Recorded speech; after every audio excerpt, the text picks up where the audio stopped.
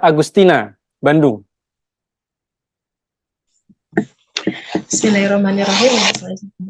Assalamualaikum warahmatullahi wabarakatuh. Waalaikumsalam. Afwan, Ustadz izin bertanya, sebagaimana seperti yang dibilang sama Ustadz tadi, selain ikhtiar kita juga harus berdoa. Itu kalau misalnya di kalangan kita, tapi kalau di kalangan para ulama atau wali Allah, itu saya sering mendengar hanya dengan doa gitu, karena makom itu udah makom wali Allah. Itu bagaimana Ustadz? Apa yang kedua, apakah kita seorang awam bisa juga menjadi wali Allah selain dari kalangan para habib, dari kalangan para habaib? Itu aja Ustadz. Terima kasih sebelumnya. Wassalamualaikum warahmatullahi wabarakatuh. Wali Allah tidak berusaha lagi. Kalau sudah jadi wali Allah, tidak lagi ada ikhtiar, tidak ada usaha. Sekarang kita cek, apa betul wali Allah itu tidak berikhtiar. Ada namanya Imam Junaid al-Baghdadi. Dalam masalah akidah kita ikut Imam Abul Hasan al-Ash'ari. Dalam masalah fikih ikut Imam Syafi'i. Dalam masalah akidah Imam Junaid al-Baghdadi. Ini induknya Ahlus Sunnah. Imam Junaid itu punya toko di pasar. Dan dia pagi berangkat jaga tokonya. Buka dalam kitab Ar-Risalah Al-Qushairiyah. Yang dulu pernah kita khatamkan di bulan Ramadan waktu Covid. Dia punya toko, dia buka tokonya. Kalau ada pembeli dia layani, kalau nggak ada pembeli dia sholat sunat. Habis 400 rakaat tutup pulang. Tujuannya untuk apa? Supaya nanti kalau ditanya Allah, apa usahamu? Aku punya usaha. Jadi kalau ada yang bilang wali itu nggak berusaha lagi. Mungkin wali murid sama wali kelas. Itu wali Allah itu Imam Junaid al-Baghdadi. Berusaha, berikhtiar. Lalu kemudian siapa wali Allah itu? Ala inna awliya Allah la khawfun alaihim wa la hum yahzanun. Yang pertama, la khawfun, tak ada takut dalam hatinya. Yang kedua, wa la hum yahzanun, tidak sedih. Yang ketiga, amanu, beriman. Yang keempat, wa kanu yattaqun, bertakwa.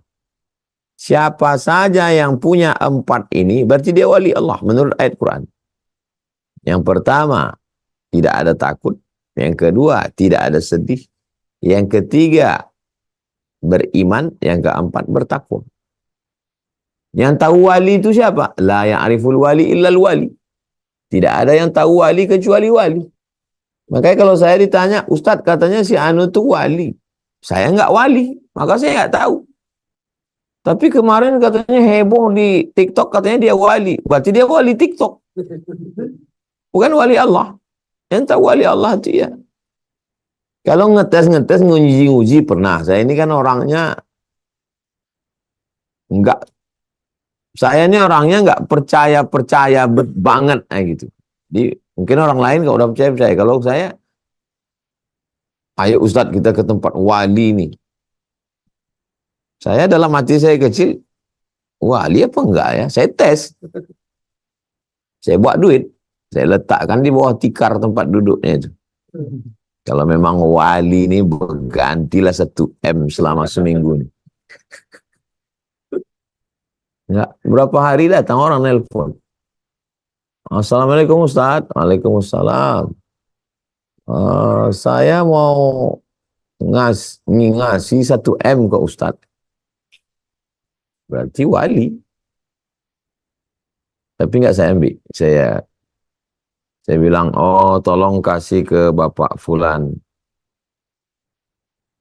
Bapak Fulan ini nomornya ya. Dia yang bawa saya ke situ. Mungkin, itu pun mungkin. Karena saya aja ngetes. Jadi, nggak penting lah kita cari. Andai kita zikir malam tiba-tiba datang bisikan. Oh, engkau wali. Terus mau apa?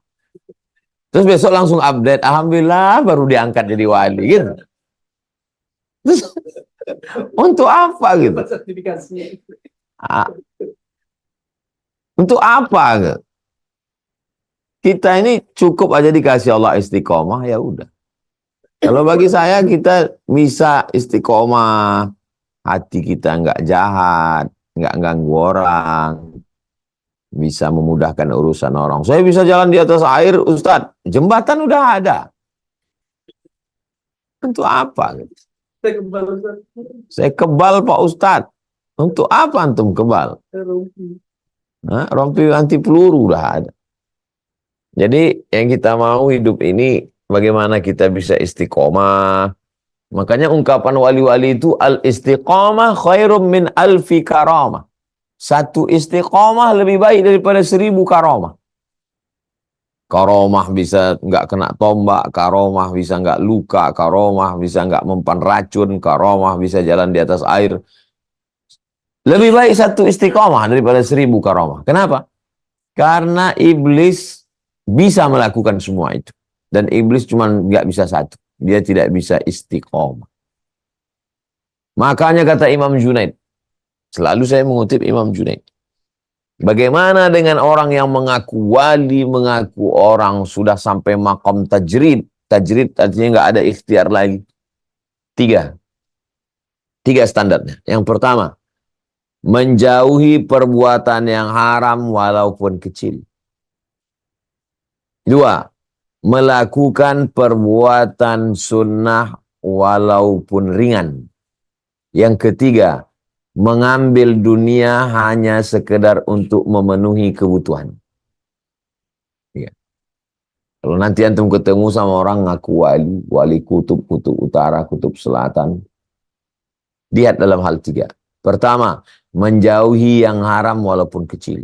Yang kedua, melakukan sunnah walaupun berat ringan. Yang ketiga, mengambil dunia hanya secukupnya saja. Kalau ada itu pada dia, mungkin dia wali. Itu pun masih kemungkinan. Karena yang tahu wali itu cuma wali.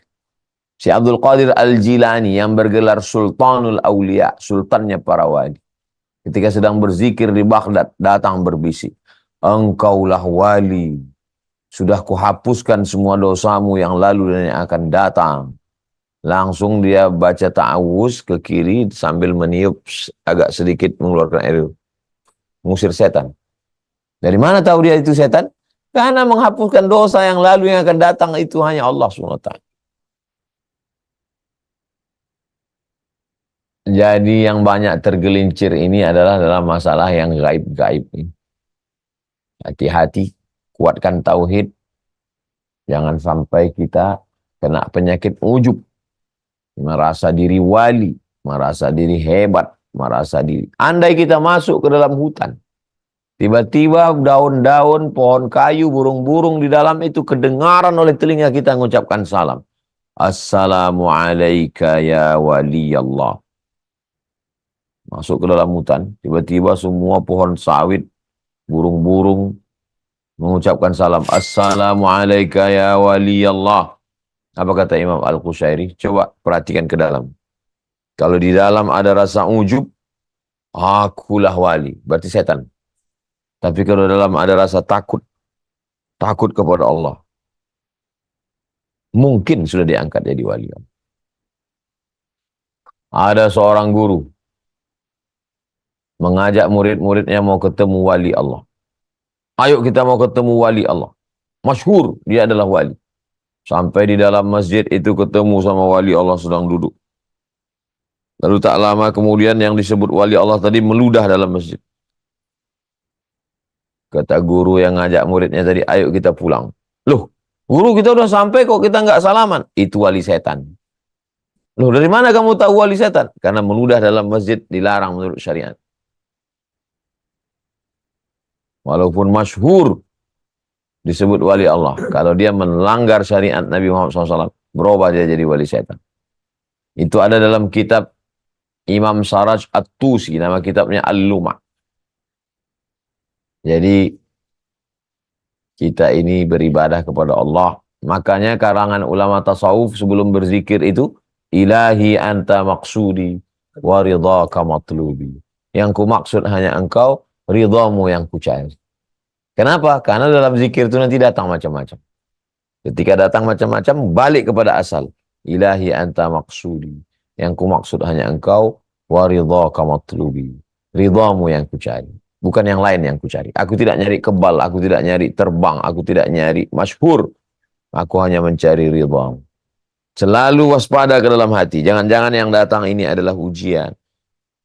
Yang datang ini adalah yang datang. Almarhumah ibu saya selalu mengkhawatirkan saya. Saya tausiah ditengoknya jamaah ramai. Hati-hati kau, ini ujian dari Allah. Jangan-jangan kau sedang diuji. Selalu mengkhawatirkan. Selalu rasa takut. Dengan khawatir dan takut itulah kita akan waspada. Kita akan wanti-wanti. Kita akan jaga hati. Tengok hati kita selalu. Demikian maksud.